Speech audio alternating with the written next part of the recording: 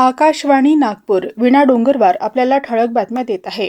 SIR अर्थात मतदार याद्यांच्या सखोल पुनरीक्षणाच्या प्रक्रियेच्या वैधतेवर सर्वोच्च न्यायालयानं आज शिक्कामोर्तब केलं. गेल्या वर्षी बिहारमध्ये पुनरीक्षण प्रक्रिया राबवण्यासाठी काढलेल्या अधिसूचनेला आव्हान देणाऱ्या याचिकेवर आज सुनावणी झाली.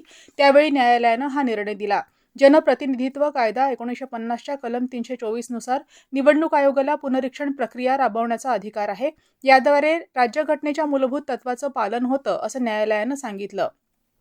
साखरेच्या किमान आधारभूत किमतीत वाढ करणं, इथेनॉल कोटा वाढवणं, कर्ज पुनर्गठन, व्याज सवलत, शेतकऱ्यांकडून थेट कांदा खरेदी, शेतीमालाचं ग्रेडिंग, कांदा बियाण्यांवर अधिभार आदी शेतकऱ्यांच्या महत्त्वाच्या प्रश्नांबाबत केंद्रीय सहकार मंत्री अमित शाह यांच्यासोबत आज झालेल्या सकारात्मक चर्चेमुळे राज्यातील शेतकऱ्यांना मोठा दिलासा मिळणार असून याबाबत लवकरच केंद्र सरकार अनुकूल निर्णय घेणार असल्याची माहिती मुख्यमंत्री देवेंद्र फडणवीस यांनी दिली.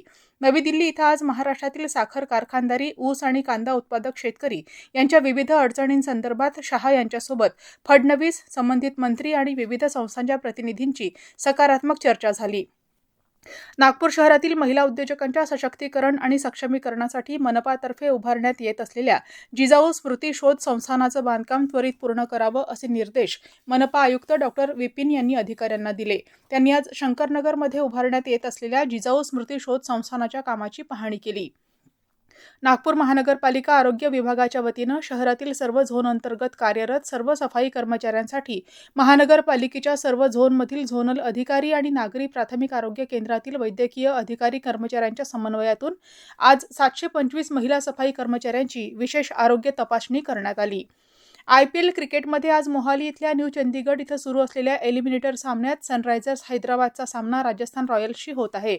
सनरायझर्स हैदराबादनं नाणेफेक जिंकून प्रथम क्षेत्ररक्षण करण्याचा निर्णय घेतला आहे.